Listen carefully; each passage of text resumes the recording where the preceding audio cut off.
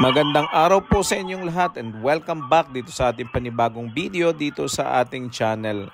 Ito pa rin po ang pagpapatuloy ng ating Ultimate Beginner's Guide sa pag-aalaga po ng RTL Chicken. Ayan, so ngayong araw na ito po ang pag-uusapan natin ay magkano ang ating pwedeng i-budget sa 700 heads chicken, magkano ang ating total expenses, magkano ang ating gastos, at magkano ang ating tutubuin. Kung yan po ang inyong hinahanap na tutorial ay stay tuned po at yan po ang ating pag-uusapan pagkatapos lang po na may maikling intro.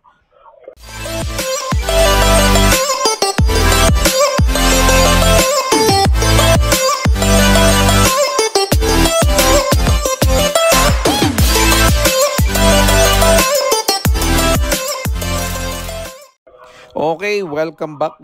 Maraming salamat sa lahat ng ating patuloy na sumusubaybay. Ngayon pong araw na ito ay malaki po ang pasasalamat ko sa inyo dahil ang atin pong YouTube channel ay growing, no po. So sa last 28 days po, meron po tayong 1,165 na nag-subscribe po sa ating channel at yan pong lahat ng yan ay thanks to you, no, sa lahat ng mga sumusuporta, sa lahat na nanonood, nagko-comment at nagtatanong po sa ating mga videos. So akin lang pong gustong hilingin na sana naman po ay yung mga bumibisita po sa atin dito na mga hindi pa nakasubscribe ay mag-subscribe po kayo at malaki po talaga may tutulong ninyo sa channel natin para mag-grow po at nang tayo ay patuloy na makapagbigay ng ganitong klase ng tulong sa atin pong mga kababayan na naghahangad, lalong-lalo na yung mga OFW nating kababayan na gustong magsimula ng kanilang RTL Chicken, no, ng kanilang business bago sila umuwi ng Pilipinas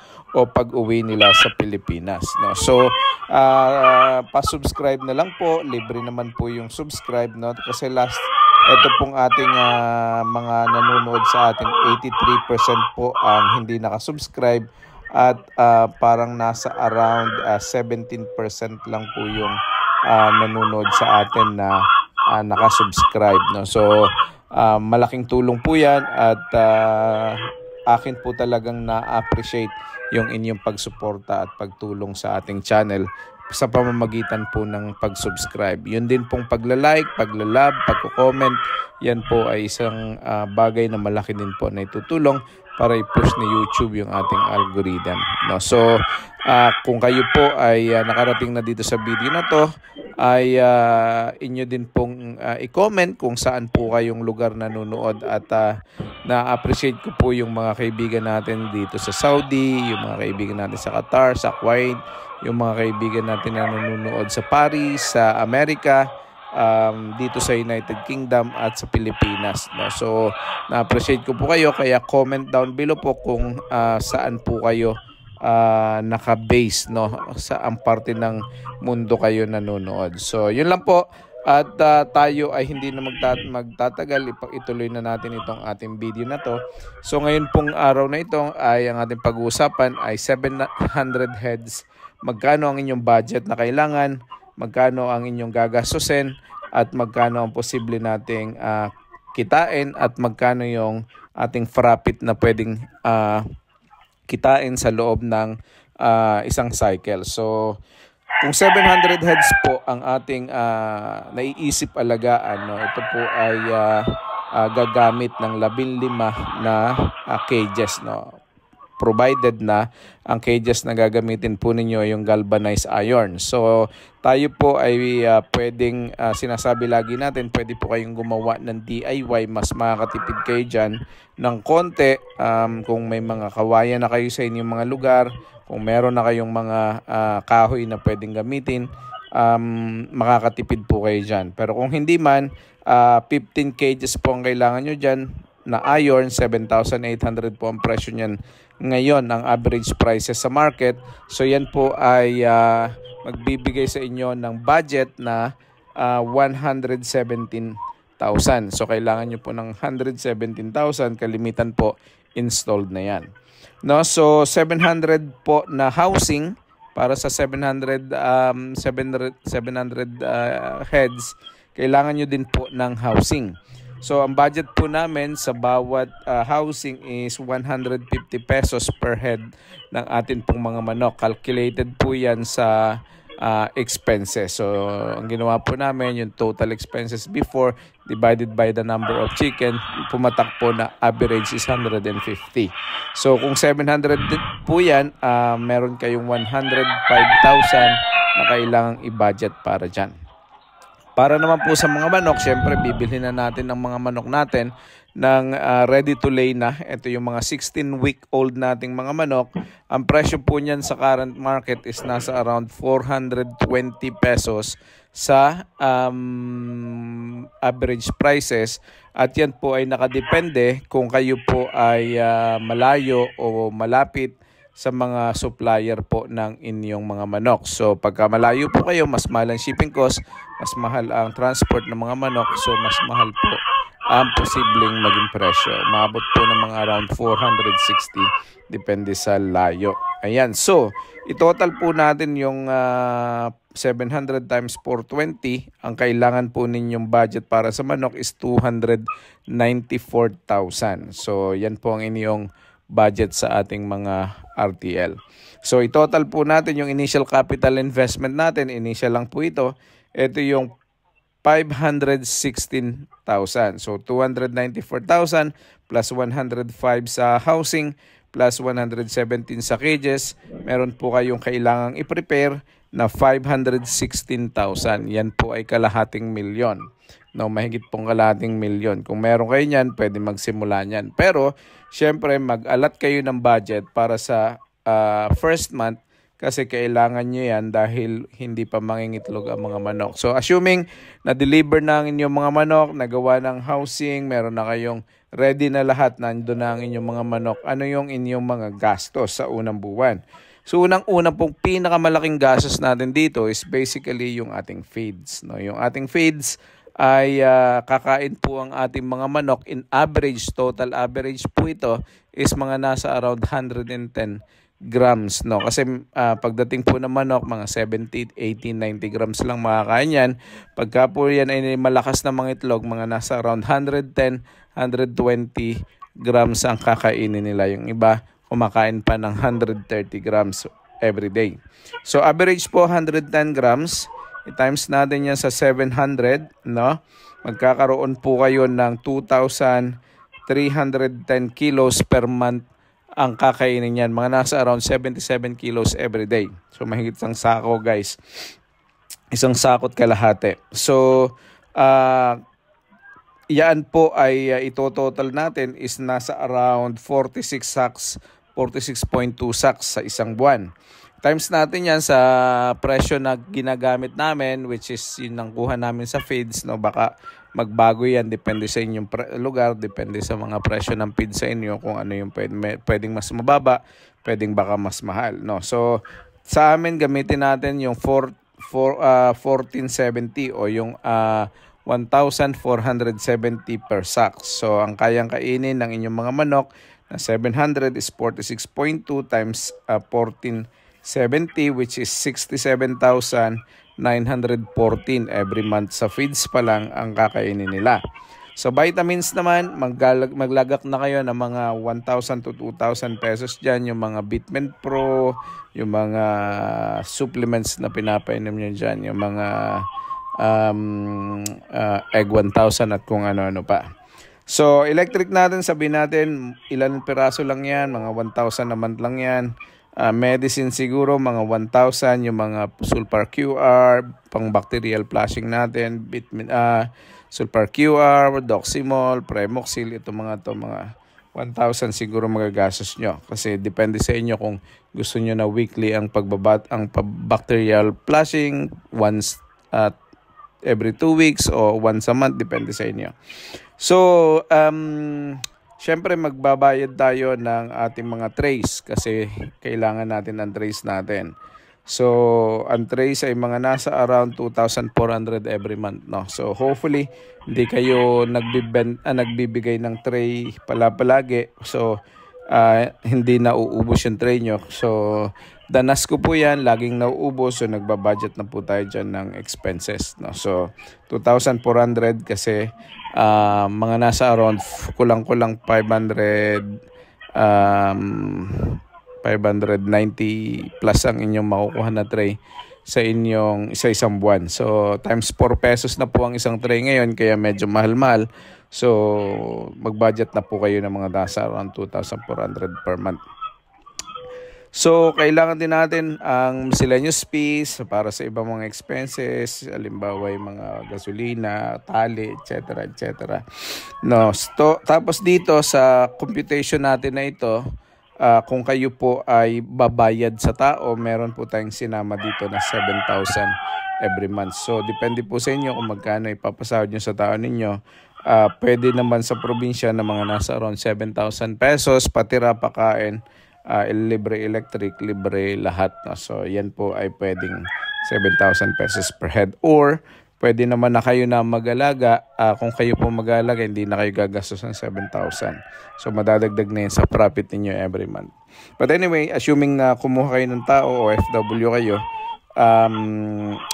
pwedeng 7,000. Nagre-range po ang sweldo from 7,000, 5,000 to about 10,000. Depende po yan sa area. No?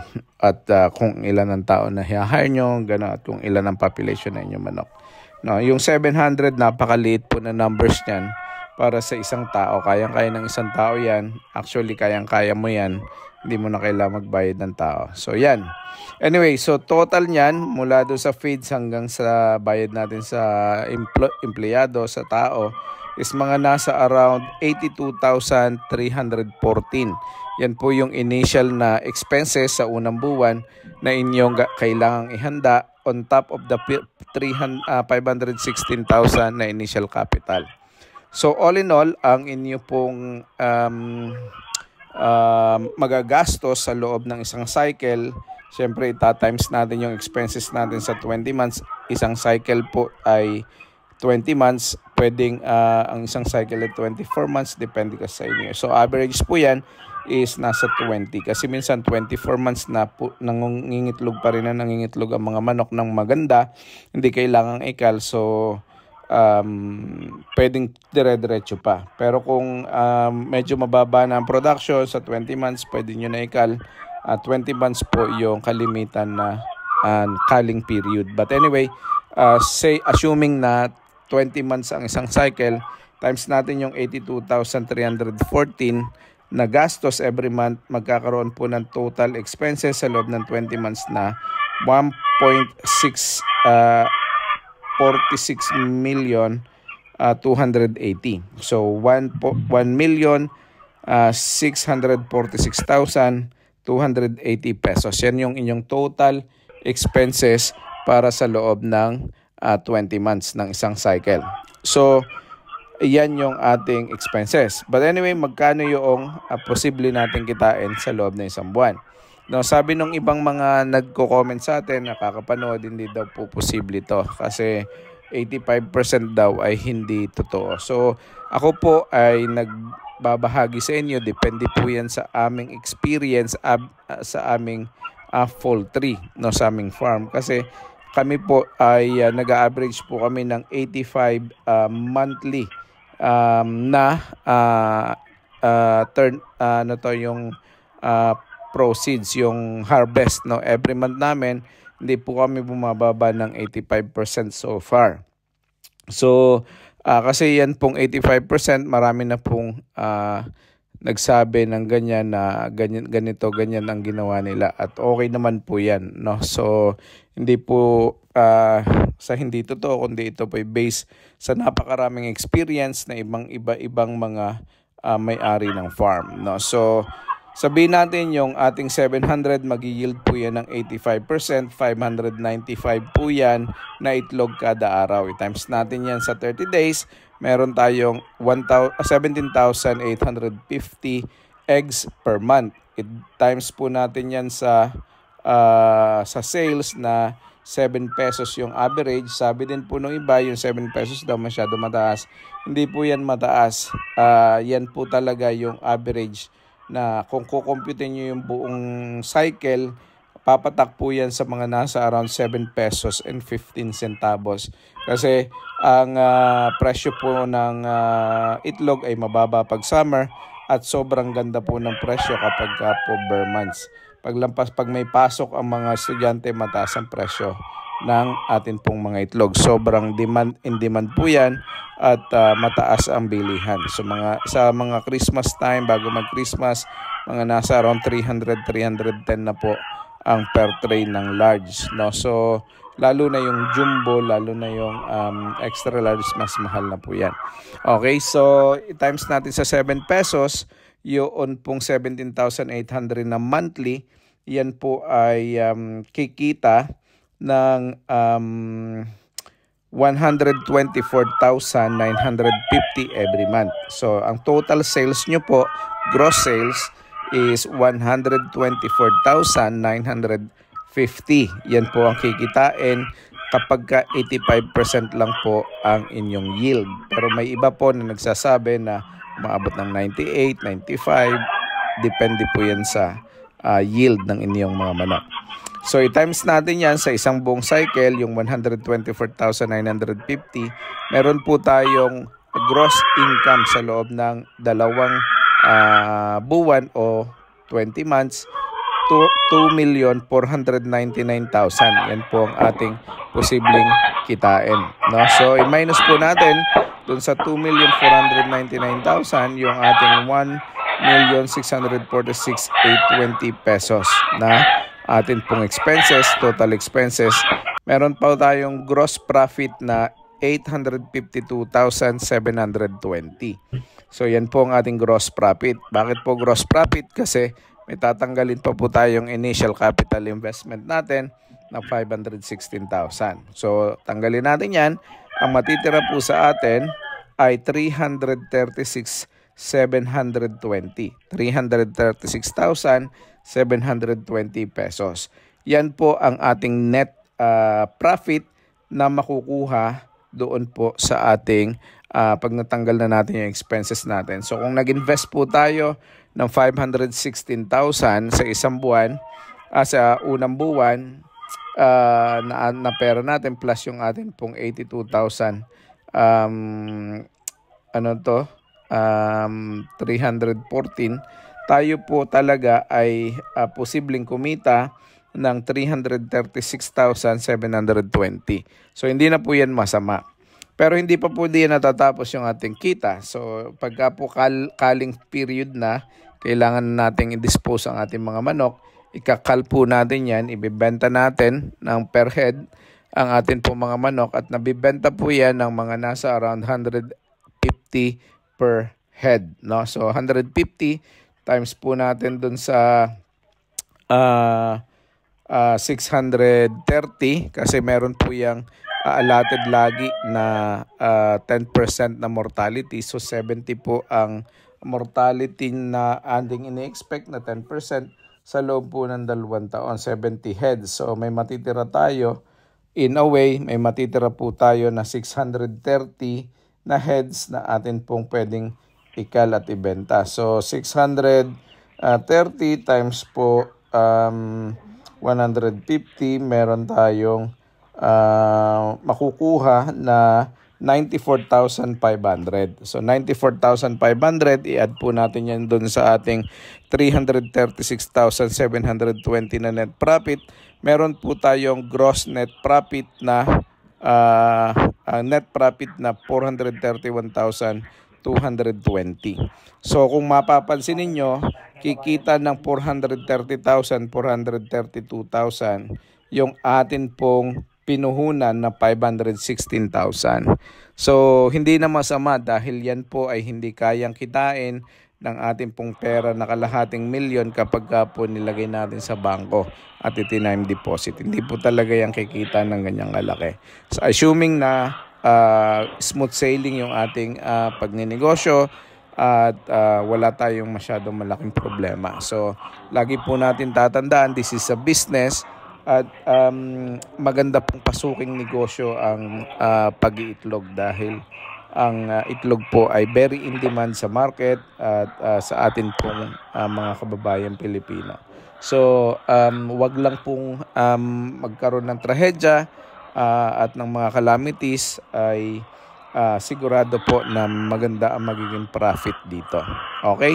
So, yun lang po. Maraming salamat. God bless. Kung nakarating kayo di sa dulo ng video na to, please subscribe sa atin pong channel at sana naman ay patuloy kayong mag-like, mag-comment at paki-comment din ang inyong mga address kung saan kung saang location kayo nanonood ng ating mga videos. Yun lang po. Maraming salamat.